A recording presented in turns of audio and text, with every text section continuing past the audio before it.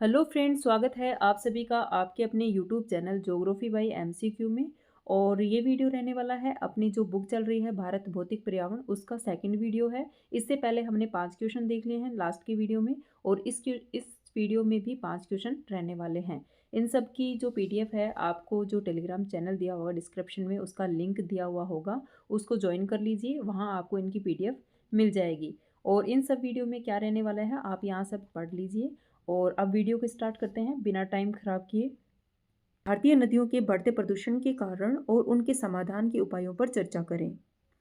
तो इसके बारे में क्या लिखेंगे? नदियों का जो प्रदूषण है उसके बारे में हम इसका जो भूमिका है उसमें लिखने वाले हैं। भूमिका में क्या लिखेंगे कि नदियां भारतीय समाज में पूजनीय हैं, किंतु औद्योगिकरण और जनसंख्या वृद्धि के कारण आज अधिकांश नदियां, विशेषकर गंगा और यमुना, अत्यधिक प्रदूषित हो चुकी हैं। ये लिख देंगे इसकी भूमिका में। फिर है मुख्य भाग। मुख्य भाग में क्या लिखेंगे कि प्रदूषण के मुख्य कारणों में अनुपचारित अनुपचारित शहरी सीवेज का सीधा विसर्जन, उद्योगों से निकलने वाले जहरीले रसायन और कृषि में उपयोग होने वाले उर्वरकों का रिसाव शामिल है। ये हो गया इसका फर्स्ट पॉइंट। ठीक है, सेकंड लाइन में लिखेंगे, इससे नीचे की लाइन में ऐसे पॉइंट लगा के कि इसके अलावा धार्मिक गतिविधियों के कारण ठोस कचरा और प्लास्टिक भी नदियों में जमा हो जाता है। ठीक है, नेक्स्ट पॉइंट लिखेंगे, समाधान के लिए सीवेज ट्रीटमेंट प्लांट एसटीपी की संख्या बढ़ाना अनिवार्य है ताकि जल को साफ करके ही बहाया जाए। नेक्स्ट पॉइंट लिखेंगे कि नदियों के किनारे वनीकरण करना और नमामि गंगे, देखो ऐसे शब्दों को वहां पर क्या करना है, हमें अंडरलाइन करना है। नमामि गंगे जैसे राष्ट्रीय मिशनों में जन भागीदारी सुनिश्चित करना आवश्यक है। फिर नेक्स्ट पॉइंट लिखेंगे, उद्योगों के लिए जीरो लिक्विड डिस्चार्ज। ठीक है, तो इसको इनवर्टेड कोमा में बंद करके और इसको अंडरलाइन कर देना है, जैसे कड़े नियम लागू करने चाहिए। ये हम लिख देंगे इसके मुख्य भाग में। ठीक है, फिर लिखेंगे निष्कर्ष। निष्कर्ष में क्या लिखेंगे कि नदियों का संरक्षण केवल पर्यावरणीय आवश्यकता नहीं है, बल्कि यह मानव सभ्यता और आने वाली पीढ़ियों के अस्तित्व के लिए भी अनिवार्य है। ये सब लिख देंगे इसके निष्कर्ष में। तो आपको ये वाला क्वेश्चन समझ में आ गया होगा अच्छे से। ठीक है, नेक्स्ट क्वेश्चन देखते हैं। भारतीय मानसून की कार्यप्रणाली और इसकी प्रमुख विशेषताओं का वर्णन कीजिए। ठीक है, ये वाला क्वेश्चन भी इंपॉर्टेंट है, भारतीय मानसून के बारे में पूछा जा सकता है। ठीक है, तो सबसे पहले लिखेंगे भारतीय मानसून के बारे में यहाँ पर कि भारत की जो जलवायु है वो किस टाइप की है। भूमिका में कि भारत की जलवायु को मानसूनी कहा जाता है। तो इस तरह जैसे यहाँ जो कॉमा में बंद है और इसको साथ में अंडरलाइन भी कर देना है। ठीक है, जहाँ ऋतुओं के अनुसार हवाओं की दिशा पूरी तरह बदल जाती है। भारतीय कृषि मुख्य रूप से इसी चक्र पर आधारित है। ठीक है, ये हो जाएगा भूमिका में। नेक्स्ट पॉइंट में लिखेंगे, मतलब जो मुख्य भाग है इसमें मतलब पैरा चेंज करके, जैसे एक पॉइंट ये हो गया और सेकंड पॉइंट इसका ऐसे हो गया, फिर यहाँ से एरो लगाकर हम इसका दूसरा जो मुख्य भाग है उसको स्टार्ट करेंगे। ठीक है, मानसून की उत्पत्ति का मुख्य कारण जल और थल के तापमान में अंतर है। ये हो गया इसका फर्स्ट पॉइंट। सेकंड होगा, ग्रीष्म ऋतु में तिब्बत का पठार गर्म होकर निम्न वायुदाब केंद्र बनाता है, जो हिंद महासागर की आर्द्र पवनों को अपनी ओर खींचता है। इसे दक्षिण पश्चिम मानसून कहते हैं। तो इसको भी जैसे कॉमा में बंद करके और इसको अंडरलाइन कर देना है। फिर नेक्स्ट पॉइंट लिखेंगे, दूसरी लाइन से स्टार्ट, नीचे की लाइन से स्टार्ट करेंगे कि इसकी प्रमुख विशेषताओं में वर्षा का विराम जब बारिश रुक जाती है और इसकी अनिश्चितता शामिल है।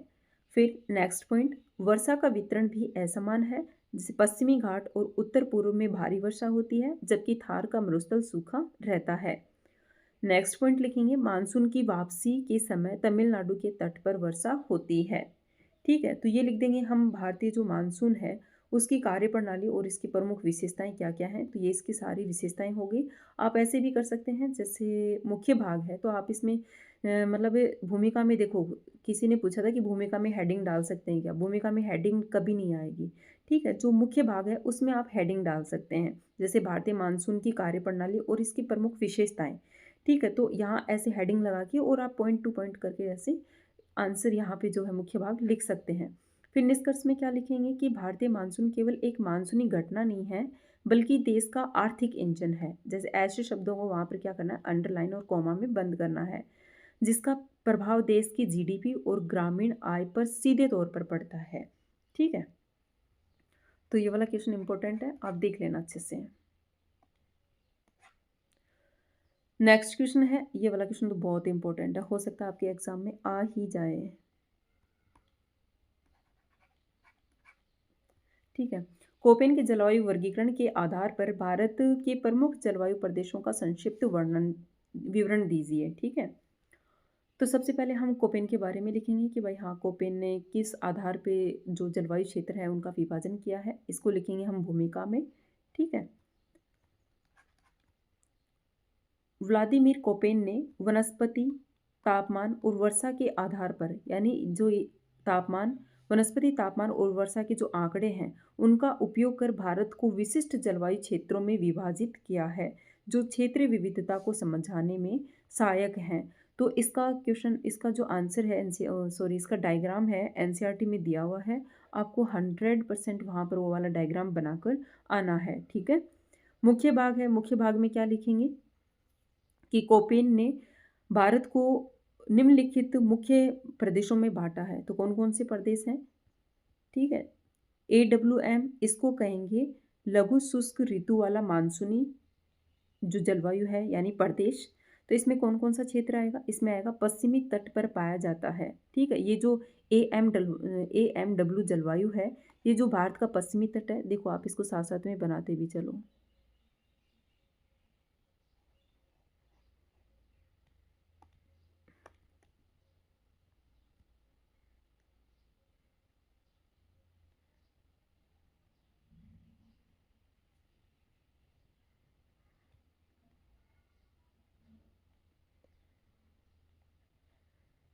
ठीक है, ये भारत का क्या हो गया, मैप हो गया गंदा सा।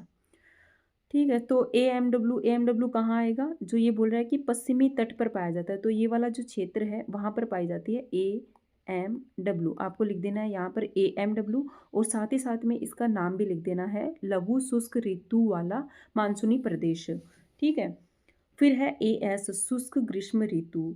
तो इस ये है कोरोमंडल तट, यानी तमिलनाडु का जो तट है वहाँ पर ये शीतकाल में यहाँ पर बारिश होती है, तो ये वाला जो क्षेत्र है यहाँ पाई जाएगी AS जलवायु। फिर है BWHW गर्म मरुस्थल, तो ये वाला जो क्षेत्र है यहाँ पाई जाएगी BW और HW। ठीक है, तो ये कहाँ पाई जाएगी? पश्चिमी राजस्थान का अत्यधिक शुष्क क्षेत्र, वहाँ मिलती है BWHW। फिर है CWG शुष्क शीत ऋतु, यानी गंगा का विशाल मैदान। तो जो ये गंगा का विशाल मैदान है यहाँ पाई जाती है CWG। ठीक है, गंगा का विशाल मैदान। फिर है DFC, जो अरुणाचल प्रदेश के आसपास वाला एरिया है वहाँ पाई जाती है DFC। ठीक है, लघु ग्रीष्म ऋतु, अरुणाचल प्रदेश जैसे उत्तर पूर्वी पहाड़ी क्षेत्र यह वर्गीकरण दर्शाता है। ठीक है, ये तो हो गया मतलब इसके बारे में। ये जो 5 क्षेत्र हैं, जलवायु के क्षेत्र 5 बांटे हैं कोपेन ने, वो मतलब हमें डायग्राम के साथ में दर्शाना है। फिर नीचे से लिखेंगे पॉइंट डालकर, यह वर्गीकरण दर्शाता है कि भारत में ध्रुवीय जलवायु से लेकर उष्णकटिबंधीय जलवायु की विविधता मौजूद है। ठीक है, तो ध्रुवीय जलवायु कहाँ पाई जाएगी? जो अपना लेह लद्दाख वाला क्षेत्र है वहाँ पर। ठीक, निष्कर्ष में लिखेंगे कि कोपेन का वैज्ञानिक वर्गीकरण योजनाकारों को कृषि और जल प्रबंधन की सटीक रणनीतियाँ बनाने में मदद करता है। आई होप आपको ये क्वेश्चन अच्छे से समझ में आ गया होगा, और इस क्वेश्चन को तो अच्छे से रट के ही चले जाना, ये वाला क्वेश्चन एग्जाम में आने ही वाला है। नेक्स्ट क्वेश्चन है, भारत में उष्णकटिबंधीय सदाबहार और पर्णपाती वनों के बीच तुलनात्मक अध्ययन करें। तो सबसे पहले लिखेंगे भूमिका कि वर्षा की मात्रा और जलवायु के अनुसार भारत में वनों की विभिन्न प्रजातियां पाई जाती हैं, जिसमें सदाबहार और पर्णपाती यानी पतझड़ वन सबसे प्रमुख हैं। मुख्य भाग में क्या लिखेंगे? सदाबहार वन उन क्षेत्रों में मिलते हैं जहां वर्षा 200 सेंटीमीटर से अधिक होती है। देखो इसको भी है ना हम ऐसे डिवाइड करके लिख सकते हैं कि इधर लिखेंगे उष्णकटिबंधीय सदाबहार वन और जो दूसरी साइड में लिखेंगे पर्णपाती वन। ठीक है, तो इसमें भी पॉइंट डालकर लिख सकते हैं कि सदाबहार वन उन क्षेत्रों में, यहाँ लिख देंगे वर्षा हो जाएगी 200 सेंटीमीटर से अधिक, जैसे पश्चिमी एग्जाम्पल में लिख देंगे पश्चिमी घाट और अंडमान, ये वन सघन होते हैं, सेकंड इसका थर्ड पॉइंट लिख देंगे, ये वन सघन होते हैं और वर्ष भर हरे भरे दिखाई देते हैं क्योंकि इनके वृक्षों का पत्तियां गिराने का समय अलग अलग होता है। इसी कारण क्या है कि ये जो वन है ये हमेशा हमें हरे भरे दिखाई देते हैं। जैसे इनके एग्जाम्पल लिखेंगे, महोगनी और रोजवुड। ठीक है, ये हो जाएगा अपना जो उष्णकटिबंधीय सदाबहार वन है उसके लिए। देखो इन चीज़ों को ना ऑब्जेक्टिव के लिए भी आप अच्छे से याद कर लेना कि उष्णकटिबंधीय सदाबहार जो वन है उनके एग्जाम्पल कौन कौन से हैं, महोगनी, रोजवुड। ठीक है, और भी एनसीईआरटी में दिए हुए हैं, उनको भी आप अच्छे से कर लेना। अब है पर्णपाती, जिनको कहा जाता है मानसूनी वन, यानी ये इंडिया के सबसे ज़्यादा क्षेत्रफल पर कौन से वन पाए जाते हैं, ये भी क्वेश्चन बन सकता है। ये पाए जाते हैं मानसूनी वन। तो इनकी वर्षा कितनी होगी, 70 से 200 सेंटीमीटर वर्षा वाले क्षेत्रों में मानसूनी वन या पर्णपाती वन पाए जाते हैं। ये भारत के सबसे व्यापक वन है, यानी सबसे ज़्यादा क्षेत्रफल पे कौन से वन पाए जाते हैं, ये पाए जाते हैं मानसूनी वन। ठीक है, ग्रीष्म ऋतु के प्रारंभ में अपनी पत्तियां गिरा देते हैं ताकि जल का संरक्षण हो सके। ये हो जाएगा पर्णपाती वन का जो नेक्स्ट पॉइंट है वो। उस साथ में इनके जो एग्जाम्पल क्या लिखेंगे, सागवान, साल, शीशम। ठीक है, ये हो जाएंगे इसके एग्जाम्पल। फिर सदाबहार वन दुर्गम और आर्थिक रूप से कम दोहित हैं, जबकि पर्णपाती वन आर्थिक दृष्टि से अधिक महत्वपूर्ण है।